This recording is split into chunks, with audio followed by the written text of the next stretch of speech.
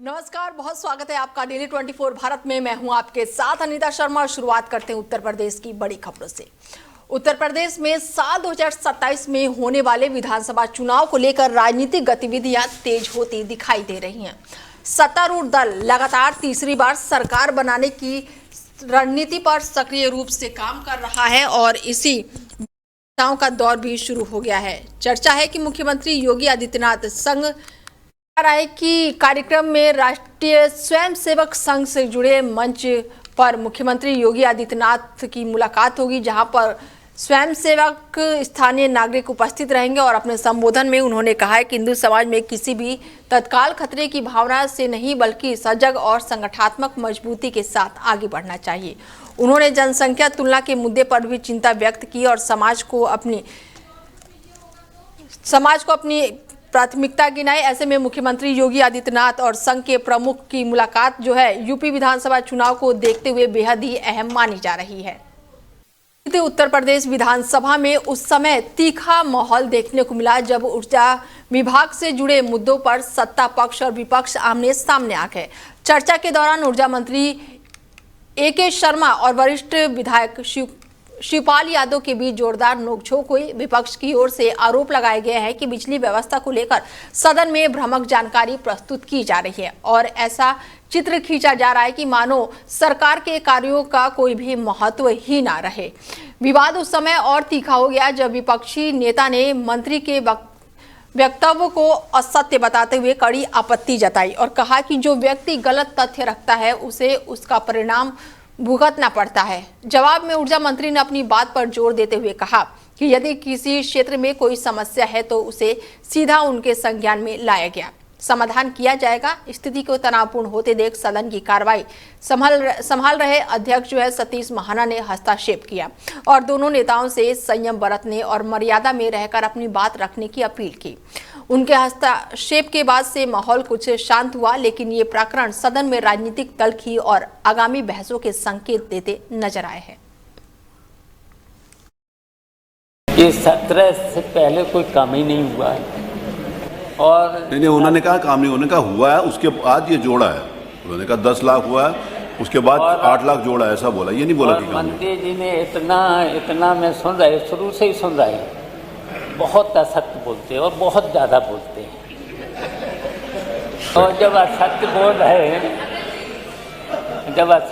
रहे हैं तो फिर बाढ़ कहाँ जाएगा? जो पाप करेगा उसी पर तो जाएगा।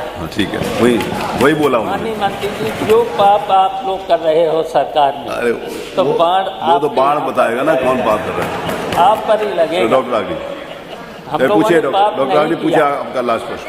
एक अनुपूरक डायरेक्ट पूछे। चाचा बैठिए, चाचा नहीं, सॉरी, माननीय शिवपाल जी बैठिए, सॉरी। 9 साल में जो माननीय शिवपाल जी आपको दे दिया, प्लीज बात। ये 17 से पहले कोई काम ही नहीं हुआ है और नहीं, उन्होंने कहा काम नहीं, उन्होंने कहा हुआ है, उसके बाद ये जोड़ा है। तो वहीं डेली 24 भारत की खबर का बड़ा असर देखने को मिला है, जहां पर परचून की दुकान की आड़ में चल रही सट्टा की कालेबाजारी को लेकर चैनल ने प्रमुखता से खबर को प्रसारित किया और खबर में बताया गया कि इलाके में बेखौफ सट्टा माफिया दिन रात अवैध गतिविधियों को अंजाम दे रहे थे और शाम ढलते ही जीत हार की बाजियां लगाने लगते थे। वीडियो के माध्यम से पूरे नेटवर्क की झलक भी सामने लाई गई, जिससे स्थानीय स्तर पर हलचल मच गई। खबरों को बेहद ही प्रमुखता से दिखाया गया, जिसके बाद से वीडियो के बाद से गिरफ्तारियां भी की गई। थाना दक्षिण पुलिस ने तत्परता दिखाते हुए संबंधित धाराओं में मुकदमा दर्ज किया और कार्रवाई शुरू कर दी। स्थानीय लोगों का कहना है कि लंबे समय से अवैध सट्टेबाजी का कारोबार खुलेआम संचालित हो रहा था, लेकिन प्रभावित कार्रवाई नहीं हो पा रही थी। खबर सामने आने के बाद से पुलिस की सक्रियता से पूरी तरह से गतिविधियों पर है। इसको देखते हुए अब अंकुश लग गई है। प्रशासन ने भी स्पष्ट किया है कि क्षेत्र में किसी भी प्रकार की गैर कानूनी गतिविधियां बर्दाश्त नहीं की जाएगी और आगे भी सख्त निगरानी जारी रहेगी। डेली 24 भारत ने खबर को बेहद ही प्रमुखता से दिखाया, जिसके बाद से बड़ी कार्रवाई होती हुई दिखाई दी। फिरोजाबाद से है, जहां पर डेली 24 भारत ने खबर को बेहद ही प्रमुखता से दिखाया। परचून की दुकान में अवैध सट्टेबाजी चल रही थी, जिसके बाद से पुलिस ने बड़ी कार्रवाई करते हुए तुरंत ही आरोपियों को गिरफ्तार किया, जिसके बाद से स्थानीय लोगों ने राहत की सांस ली है। तो वहीं अंबेडकर नगर के अकबरपुर तहसील क्षेत्र में स्थित चौराहे के पास एक गंभीर भूमि विवाद का मामला सामने आया है। पुलिस चौकी के पास स्थित बहुमूल्य खतौनी भूमि पर कथित रूप से दबंगई के बल पर जबरन कब्जा किए जाने का आरोप लगाया गया है। पीड़ित विजय कुमार का कहना है कि उनकी जमीन जो कि रोशनगढ़ ग्राम पंचायत में थी, वहां पर अवैध तरीके से कब्जा करने की कोशिश की जा रही है। पीड़ित के अनुसार जिस व्यक्ति पर कब्जे का आरोप है उसकी भूमि गाटा संख्या 1869 में सिकंदरापुर स्थित है और इसके साथ ही जमीन विवाद को लेकर लगातार मामला जो है वो बढ़ता ही जा रहा है। विजय कुमार का आरोप है कि विरोध करने पर उन्हें लगातार धमकियां दी जा रही है और मारपीट की भी आशंका बनी हुई है। मामले की गंभीरता को देखते हुए पीड़ित ने मुख्यमंत्री से न्याय की गुहार लगाई है और प्रशासन से निष्पक्ष जांच और उचित कार्रवाई की मांग की है। ये पूरा प्रकरण जो है पुलिस चौकी के ठीक पास का ही बताया जा रहा है। जी, हमारा नाम संजय है। हमारा घर सैदापुर में पड़ता है। एक हमारी बेशकीमती जमीन है, वो जो है कुछ दबंगों द्वारा जबरदस्ती कब्जा किया जा रहा है। जब हम उसको रोकने के लिए जाते हैं तो हमको जान से मारने के लिए दौड़ा लेते हैं। हम जो है थोड़ा असहाय हैं, वो लोग थोड़ा बाहुबली टाइप में पैसा देके कुछ गुंडाई ज्यादा कर रहे हैं। 50-60 लोग गुंडे बुला के कब्जा कर रहे हैं जमीन में। मामला ये सैदापुर का है। मेरी जमीन जो है 1869 है। उनका जो है 1869 है। उनका जो सिकंदरपुर रोड पे पीछे की तरफ पड़ता है, मेरा जलालपुर रोड के फ्रंट पे पड़ता है, जो कि 40-42 फुट रोड पे है। वो जबरदस्ती कब्जा कर रहे हैं सर। जी, हम सम्मनपुर थाना में दिए हैं, वहाँ पे हमारी कोई सुनवाई नहीं। वहाँ पे जाते हैं तो बोलते हैं डीएम साहब के पास जाओ। हम डीएम साहब के पास भी दिए हैं, कहीं हमारी सुनवाई नहीं है। वहाँ सब एकदम सब उनका ही काम तो हो रहा है, मेरा कोई सुनवाई नहीं हो रहा है। मुख्यमंत्री जी से हम यही मांग करेंगे कि मेरा न्याय हो और हमारी जमीन हमको दिलाई जाए। हमको जान से मारने की हमको धमकी भी दी जा रही है। हमारी थोड़ी सुरक्षा हमको कुछ किया जाए, हमको कुछ भी हो सकता है। जी, हमारा नाम। तो वहीं अमेठी कोतवाली में व्यक्ति का शव जो है वो संदिग्ध परिस्थितियों में पेड़ से लटका हुआ मिलने के बाद से इलाके में सनसनी फैल गई। बताया जा रहा है कि घर से कुछ ही दूरी पर स्थित ट्यूबवेल के पास पेड़ पर व्यक्ति फंदे से झूलता हुआ मिला। स्थानीय लोगों ने जब ये दृश्य देखा तो तुरंत ही परिजनों को सूचना दी, जिसके बाद से परिवार के लोग मौके पर पहुंचे और आनन फानन में उसे फंदे से नीचे उतारकर अस्पताल पहुंचाया गया। अमेठी में चिकित्सकों की टीम ने जांच के बाद उसे मृत घोषित कर दिया। मौत की खबर सुनते ही परिवार में कोहराम मच गया। तो वहीं घटना की सूचना मिलते ही पुलिस मौके पर पहुंची है और आवश्यक जांच पड़ताल में जुट गई है। शव को कब्जे में लेकर पोस्टमार्टम के लिए भेज दिया है। प्रारंभिक जांच पर मामला संदिग्ध बताया जा रहा है, इसीलिए पुलिस विभिन्न पहलुओं से जांच कर रही है। घटना के कारणों का स्पष्ट खुलासा पोस्टमार्टम रिपोर्ट आने के बाद ही हो सकेगा। फिलहाल पुलिस आगे की कार्रवाई में जुटी हुई है और आसपास के लोगों से भी लगातार पूछताछ की जा रही है।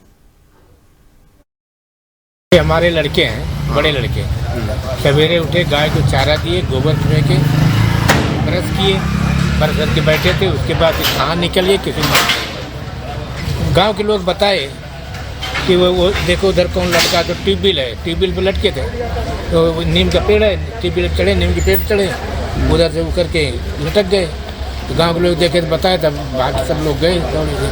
कुछ नहीं, किसी से कोई बात नहीं थी। हमारे लड़के हैं, बड़े लड़के, सवेरे उठे, गाय अमेठी से है, जहां पर व्यक्ति का संदिग्ध परिस्थितियों में शव मिला है पेड़ से लटका हुआ, जिसके बाद से परिजनों का भी रो रो कर बुरा हाल है। वहीं पुलिस पूरे मामले की जांच पड़ताल में जुटी हुई है। तो वहीं अमेठी जनपद में उत्तर प्रदेश बोर्ड की हाई स्कूल परीक्षा के दौरान बड़ी संख्या में परीक्षार्थियों की अनुपस्थिति दर्ज की गई है। जिले में कई परीक्षा केंद्र जो है वो प्रथम पाली में आयोजित परीक्षा जो है शांतिपूर्ण ढंग से संपन्न हुए, लेकिन कुल पंजीकृत जो है वो 26,000 से ज्यादा छात्रों में से 1200 परीक्षार्थी जो है वो परीक्षा देने नहीं पहुंचे। अधिकारिक आंकड़ों के अनुसार प्रथम पाली में 24,000 से ज्यादा छात्रों ने परीक्षा में शामिल होना था। प्रशासन की ओर से परीक्षा को नकल विहीन और सुव्यवस्थित ढंग से कराने के लिए व्यापक इंतजाम किए गए थे। केंद्र पर सुरक्षा व्यवस्था, निगरानी और अनुशासन का विशेष ध्यान रखा गया, जिससे परीक्षा प्रक्रिया बिना किसी व्यवधान के पूरी हो सके। हालांकि अनुपस्थित छात्रों की संख्या ने चिंता बढ़ाई है, फिर भी परीक्षा जो है वो शांतिपूर्ण वातावरण में सफल हुआ। वहीं अमेठी से खबर है जहां पर सपा नेता जयसिंह प्रताप यादव ने बीजेपी पर गंभीर आरोप लगाए हैं। उनका दावा है कि फॉर्म 7 के दुरुपयोग के माध्यम से सपा के मतदाताओं के वोट अवैध रूप से कटवाए गए हैं। आरोपों के अनुसार विशेष रूप से मुस्लिम मतदाताओं के नाम मतदाता सूची से हटाने की साजिश रची जा रही थी। स्थानीय अधिकारियों जिसमें ब्लॉक स्तर की रेखा देवी और सोन कुमारी शामिल हैं, पर कथित रूप से बीजेपी के नाम पर फॉर्म 7 पर हस्ताक्षर कर रिसीविंग लेने का आरोप लगाया गया है। प्रारंभिक जांच में ये सामने आया है कि जिन मतदाताओं के नाम हटाने के लिए फॉर्म दिए गए थे वो सभी अपने अपने गांव में निवासरत हैं और मतदाता सूची के दर्ज है जिसमें फॉर्म के अवैध उपाय जो है वो उजागर होते हैं। सपा नेता ने इस पूरे मामले को अवैध बताते हुए संबंधित अधिकारियों और जिम्मेदार व्यक्तियों के खिलाफ कठोर कार्रवाई किए जाने की मांग की है। आज संग्रामपुर ब्लॉक के कनूपुरे घीसा में जिस तरीके से 74 नंबर 75 नंबर बूथ पर भारतीय जनता पार्टी के लोगों द्वारा 7 नंबर फार्म का दुरुपयोग करके हमारे मुस्लिम समुदाय के लोगों का जबरिया वोट काटने का काम किया है। वो लोग पूरी तरीके से यहाँ पे निवास करते हैं, उनको शिफ्टेड दिखाया गया है, मृतक दिखाया गया है और उन्होंने अपना SIR कराया है। SIR के बाकायदे उनका वोटर लिस्ट में नाम है, लेकिन भारतीय जनता पार्टी के लोग साजिश के तहत चुनाव आयोग के नियमों कानूनों को ताक पर रखकर इनका वोट काटने का काम कर रहे हैं। हम लोग इनके बीच आए हैं, इनका वोट नहीं कटने देंगे। अधिकारियों से बात करेंगे, शिकायत करेंगे और अधिकारी से कहेंगे जो ऐसे अराजक तत्व काम कर रहे हैं उन पे कार्रवाई करके उनको सजा दिलाने का। तो वहीं बलिया जनपद में दिन दहाड़े एक बाइक चोरी की घटना ने इलाके में हड़कंप मचा दिया है। बता दें कि महादेव कटरा की ये घटना बताई जा रही है जहां पर 4 फरवरी की दोपहर को एक बाइक गायब हो गई। चोरी की ये घटना तब गंभीर हो गई जब इसका CCTV फुटेज सोशल मीडिया पर वायरल हो गया, जिसने स्थानीय लोगों में सनसनी और चर्चा का विषय बना दिया। जानकारी के अनुसार बाइक जो है तीखमपुर के रहने वाले एक बिजली मिस्त्री की थी। उन्होंने अपने काम के लिए बाइक महादेव कटरा में खड़ी की थी और वापस लौटने पर पाया कि बाइक गायब है। पीड़ित ने तुरंत ही कोतवाली में शिकायत दर्ज कराई, जिसके बाद से पुलिस ने मामले की जांच शुरू कर दी। CCTV फुटेज के आधार पर 3 संदिग्ध युवकों को बाइक चोरी करते हुए देखा गया। फुटेज के सामने आने के बाद से पुलिस ने जांच की गति को तेज कर दिया है और तस्वीरों और वीडियो के आधार पर संदिग्धों की पहचान की जा रही है। मेरे गाड़ी है महादेव मार्केट से अंदर गए हैं, उसके बाद बाहर आए 5 मिनट के बाद देखा है कैमरे में। कितने लोग ले जा रहे हैं आप? 3 लोग हैं। 3 लोग? हाँ। इसकी सूचना आपने पुलिस को दी है क्या? दिए हैं, FIR कापी कराकर चौकी में भी दिए हैं, कोतवाली में भी दिए हैं। क्या अभी तक कुछ पता चला है आपकी गाड़ी का? अभी पता नहीं चला। जाने के बाद बोलते हैं लोग मिल जाएगी, खोजा जा रहा है। वहीं यूपी के जनपद बांदा में एक बार फिर इंसानियत को शर्मसार करने का मामला सामने आया है, जहां पर 6 साल के मासूम बच्ची के साथ छेड़छाड़ का मामला सामने आया है। इस घटना ने लोगों के दिलों को झकझोर कर रख दिया है। पड़ोस के ही रहने वाले व्यक्ति ने खेलने के बहाने बच्ची को अपने घर बुला लिया और मासूम के साथ छेड़छाड़ कर घिनौनी हरकत करने लगा। किसी तरह से बच्ची अपने आप को छुड़ाकर घर पहुंची और अपनी आप बीती मां को बताई।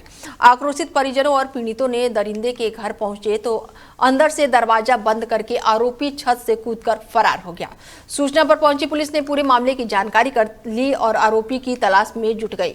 कई घंटों की तलाश के बाद देर रात दरिंदे आरोपी को पुलिस ने हिरासत में लिया। लोगों के आक्रोश और नाराजगी को देखते हुए घटनास्थल पर कई थानों की फोर्स और भारी संख्या में पुलिस बल मौजूद रहा। तो वहीं इस पूरे मामले पर क्षेत्र अधिकारी ने बताया है कि नगर कोतवाली क्षेत्र के अंतर्गत एक मोहल्ले में एक व्यक्ति द्वारा पीड़ित पड़ोस की रहने वाली नाबालिग बच्ची के साथ दुर्व्यवहार की घटना सामने आई है। आरोपी को गिरफ्तार कर जेल भेजा जा रहा है। परिजनों की तहरीर पर आगे की कार्रवाई जारी है। 17 फरवरी की रात को जनपद बांदा के थाना कोतवाली नगर क्षेत्र से एक सूचना प्राप्त हुई कि एक नाबालिग बच्ची के साथ मोहल्ले के ही एक पड़ोसी पूर्व परिचित सजातीय व्यक्ति ने दुर्व्यवहार किया है। सूचना के प्राप्त होते ही थाना कोतवाली नगर की पुलिस मौके पर पहुंची। परिवारजन से तहरीर प्राप्त कर समीचीन धाराओं में अभियोग भी पंजीकृत कर लिया गया। अभियुक्त को मौके से ही हिरासत में ले लिया गया और उसे माननीय न्यायालय के समक्ष प्रस्तुत किया जा रहा है और जेल भेजने की कार्रवाई भी की जा रही है। मौके पर शांति व्यवस्था कायम है और आगे की विधि।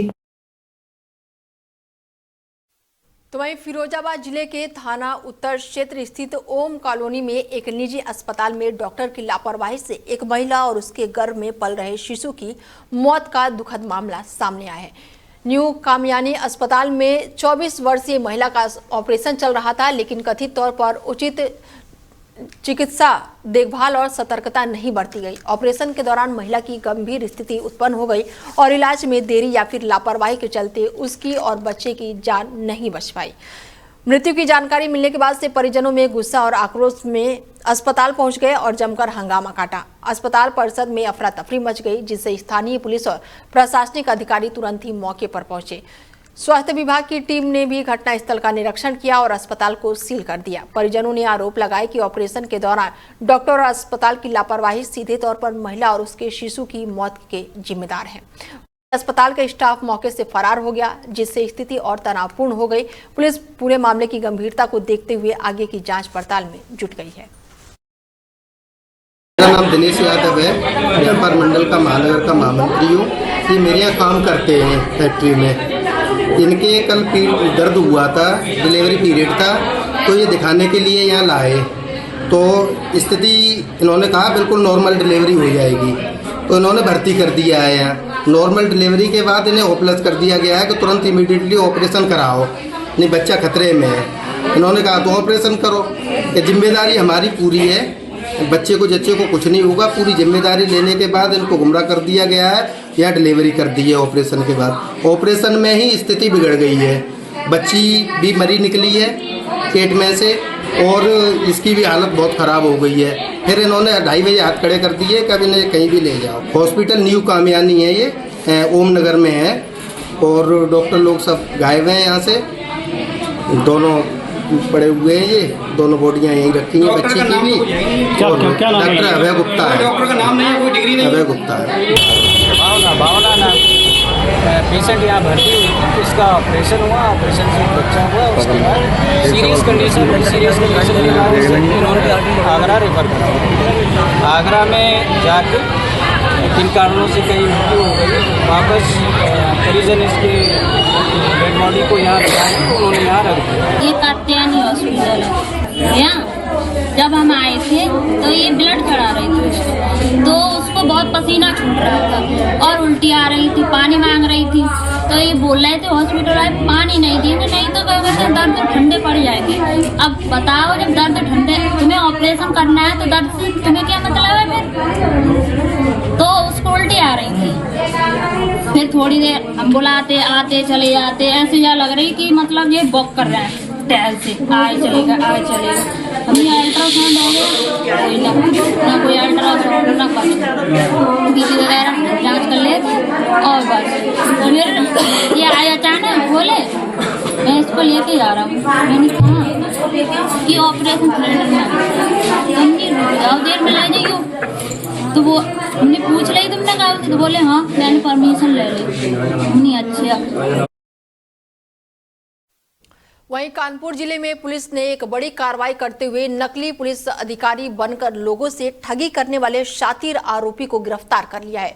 उन्नाव का रहने वाला 42 वर्षीय व्यक्ति खुद को पुलिस अधिकारी बताकर आम नागरिकों को डराता और धमकाकर उनसे अवैध रूप से धन वसूलता था। पुलिस ने आरोपी के कब्जे से फर्जी नंबर प्लेट लगी एक गाड़ी बरामद की है, मोबाइल फोन और नकली पिस्टल, कारतूस और कई फर्जी पहचान पत्र सहित अन्य संदिग्ध सामान बरामद किए हैं। जांच में सामने आया है कि आरोपी कई महीनों से इसी ठगी के नेटवर्क के माध्यम से काम कर रहा था और उसके गिरोह में और भी लोग शामिल हो सकते हैं।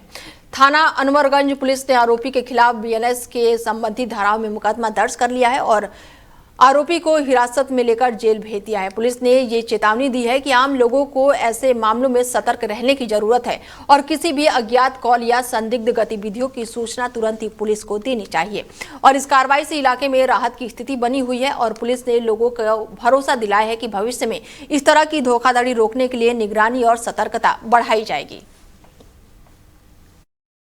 अनवरगंज पुलिस को कल सूचना प्राप्त हुई थी कि एक व्यक्ति फर्जी दरोगा बन करके और फर्जी गाड़ी से नंबर प्लेट चेंज करके घूम रहा है। इस सूचना पर तत्काल अनवरगंज की पुलिस सक्रिय हुई और उसने चेकिंग के दौरान इस व्यक्ति को गिरफ्तार किया।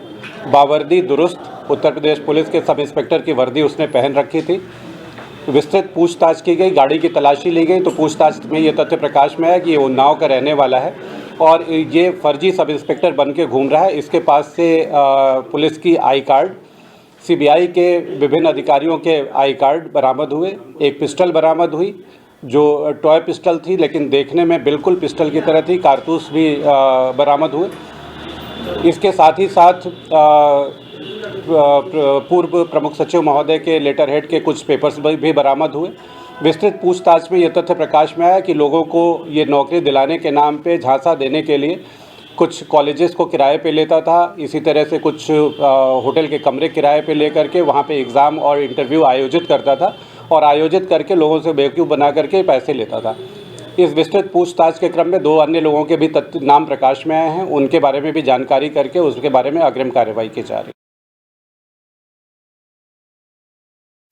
तो वहीं लखनऊ में पुलिस उपायुक्त पूर्वी शशांक सिंह ने अपने कार्यालय में आज जन सुनवाई का आयोजन किया, जिसमें आम नागरिक अपनी शिकायतें सीधे प्रस्तुत कर सके और इस अवसर पर डीसीपी ने प्रत्येक फरियादियों की समस्याओं को ध्यानपूर्वक सुना और उनके मुद्दों को गंभीरता से लिया। उन्होंने तुरंत ही मामले के तत्काल निस्तारण के लिए संबंधित अधिकारियों को निर्देश दिए और सुनिश्चित किया कि शिकायतों का समाधान निष्पक्ष, पारदर्शी और समयबद्ध तरीके से किया जाए। और इस पहल का उद्देश्य नागरिकों को उनके अधिकारों और सुरक्षा संबंधित मामलों में भरोसा दिलाना और प्रशासन और पुलिस के बीच विश्वास का माहौल बनाना है।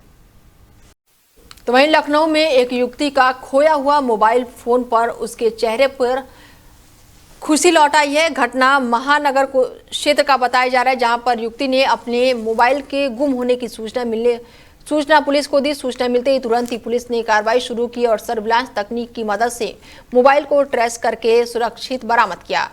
बादशाह नगर इलाके का ये मामला है। मोबाइल की खोज के दौरान पुलिस ने कुशल रणनीति अपनाते हुए फोन को जल्द ही युवती तक पहुंचाया और इस सफलता के पीछे थाना प्रभारी के नेतृत्व में चौकी इंचार्ज और स्थानीय पुलिसकर्मियों की सक्रियता और तत्परता है। मोबाइल पाकर युवती ने पुलिस टीम को धन्यवाद दिया और इस कार्रवाई ने एक बार फिर से पुलिस की प्रभावित निगरानी और सक्रिय सेवा की क्षमता को साबित किया है। तो वहीं सीतापुर जिले में डीपी वर्मा इंटर कॉलेज के कुछ छात्रों का बकाया शुल्क के कारण एडमिट कार्ड नहीं दिए जाने का मामला सामने आया है। परीक्षा के समय नजदीक होने के कारण छात्र और उनके अभिभावक अत्यंत चिंता में थे। छात्रों की परेशानी देखकर एक स्थानीय किसान नेता तुरंत ही सक्रिय हो गया और कॉलेज परिषद पहुंचा। उन्होंने पीड़ित छात्रों से मुलाकात कर उनकी समस्याओं को ध्यान से सुना और मामले की गंभीरता को देखते हुए तुरंत ही जिला विद्यालय निरीक्षण कार्यालय को अवगत कराया। जिला विद्यालय निरीक्षण ने इस मामले का संज्ञान लिया और कॉलेज प्रबंधकों को कड़ी फटकार लगाते हुए निर्देश दिए कि छात्रों को संबंधित फीस आवेदन पत्र प्राप्त करने के बाद उन्हें तुरंत ही एडमिट कार्ड जारी किया जाए ताकि उनके परीक्षा प्रभावित ना हो। किस तरीके से बच्ची रो रही, क्या नाम है तुम्हारा बेटा, कहाँ रहती हो? तरीनपुर में। कितनी फीस बात की? 11,000 5,000 दे मेरे इनको।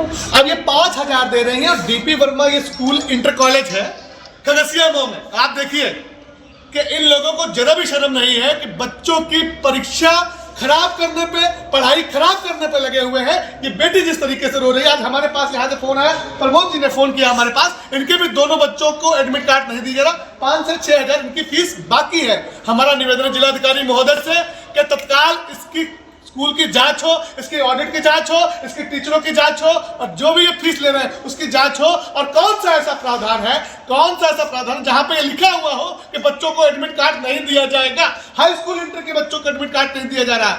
हमारा निवेदन है कि हम लोग यहाँ पे पहुंचे हुए हैं, अगर एडमिट कार्ड नहीं मिलता है तो यहाँ पर आंदोलन होगा, धरना होगा, सैकड़ों यहाँ पे किसान आएंगे, जिसकी जिम्मेदारी खुद डीपी वर्मा प्रबंधक की होगी, जो भी यहाँ पर है। यहाँ पर 2 लोग बैठे हुए हैं, उनसे जब हमने बात करी तो उन्होंने कहा कि जो जिम्मेदार है, प्रिंसिपल है, वो नहीं है, वो मीटिंग में उनसे बात नहीं हो सकती। हमने निवेदन किया है कि जो भी बच्चे यहाँ आए हैं उनको सबको एडमिट कार्ड दिया जाए ताकि उनके पूरे साल की पढ़ाई ना खराब हो। और ऐसा कोई कानून नहीं बना है जिसमें यह लिखा हो कि बच्चों को एडमिट कार्ड नहीं दिया जाएगा, एग्जाम में बैठने नहीं दिया जाएगा उनको, अगर उनकी फीस नहीं जमा की जाएगी। अगर कोई ऐसा प्रावधान होगा तो मैं वादा करता हूँ यहाँ जितने बच्चे अपना एडमिट कार्ड लेने के लिए आए हैं, चाहे उनकी 5,000 बाकी हो, 7,000 बाकी हो, 10,000 बाकी हो, अगर कोई ऐसा कानून होगा कि फीस बिना भरे उनको एडमिट कार्ड नहीं दिया जाएगा तो संगठन वादा करता है सारे बच्चों की फीस जमा करके एडमिट कार्ड यहां से लेके जाएंगे। धन्यवाद, जय जवान।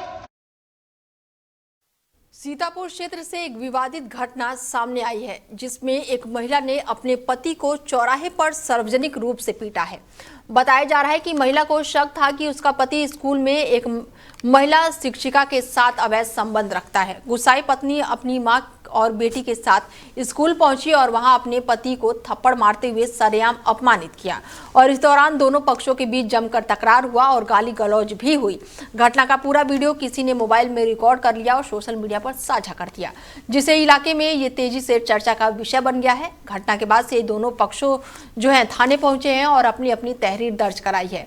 पुलिस ने मामले की गंभीरता को देखते हुए जांच शुरू कर दी है और सभी संबंधित लोगों से पूछताछ की जा रही है ताकि मामले की सही परिस्थितियों का पता लगाया जा सके। फिलहाल बुलेटिन में मेरे साथ इतना ही। दीजिए इजाजत, नमस्कार।